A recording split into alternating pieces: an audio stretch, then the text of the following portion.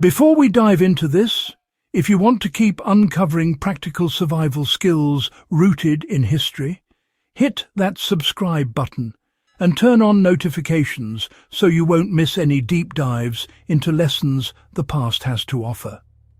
Today, we're going to explore WWII, foraging techniques, and how identifying edible plants can be the difference between scarcity and sustenance in modern food shortages. This isn't just theory. This is actionable knowledge, drawn from one of the most resourceful periods in history.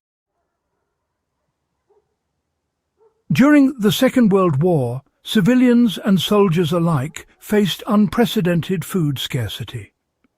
Urban gardens, wild hedgerows, and untamed fields became kitchens for those who understood the natural world. Learning which plants were safe to eat and which could be deadly was literally a matter of survival. Fast forward to today, supply chains can be fragile, inflation impacts grocery prices, and climate challenges affect harvests. Knowing how to forage responsibly isn't just a historical curiosity. It's a practical skill that can ensure your family's food security. Understanding the principles of safe plant identification is the first step to successful foraging. WWII manuals emphasized that you must never eat a plant unless you can positively identify it. For example, wild garlic and ramps were highly prized because they added flavor, nutrition, and were easy to identify. The leaves have a distinctive onion-like aroma, which immediately sets them apart from look-alike species. In practical terms, this means when you're out in the woods or even in urban green spaces, start by rubbing the leaves between your fingers to detect scent and cross-referencing with a reliable guidebook. WWII survival guides often encouraged a taste and test method for beginners. Touch the plant, smell it, then nibble a tiny piece and wait for any adverse reaction. While this technique requires caution, it's historically accurate and has been used successfully for decades. Learning the seasonal cycles of edible plants gives you an edge that WWII foragers relied on. Dandelions, for example, were an essential staple, particularly in spring. The young leaves could be eaten raw in salads or cooked as greens, while the roots could be roasted for a coffee substitute. Chickweed, a low-growing plant common in urban and rural areas alike, provided a continuous source of nutrition through the year. Applying this today, start by familiarizing yourself with your local flora month by month. Keep a small journal or even a digital record noting which plants appear where and when. Over time, you build a personal map of natural resources, just like the resourceful civilians in wartime Europe and Asia did.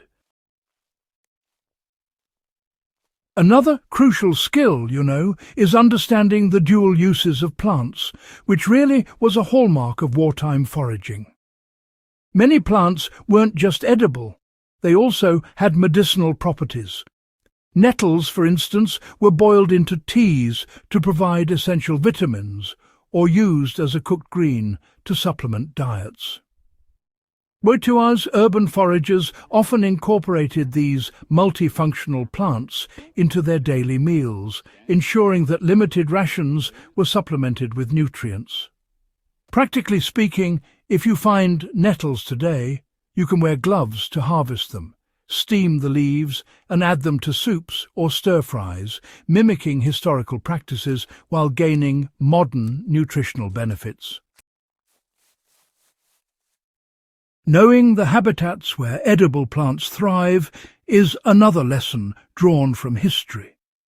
WWII scavengers quickly learned that hedgerows, riverbanks, and abandoned lots were gold mines for wild food.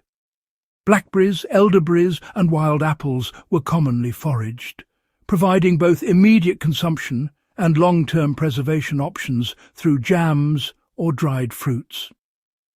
To apply this today, just identify areas in your neighborhood or local parks where these plants grow. Harvest responsibly, taking only what you need and allowing plants to regenerate, a practice that mirrors historical foraging ethics and promotes sustainability.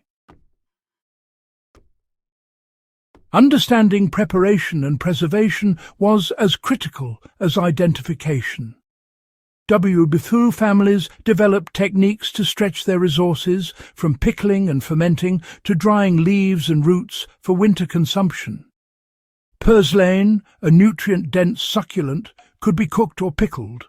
Wild carrots could be shredded and stored in cool, dry environments for later use. Applying these techniques today means learning simple preservation methods so your forage foods can extend beyond a single meal.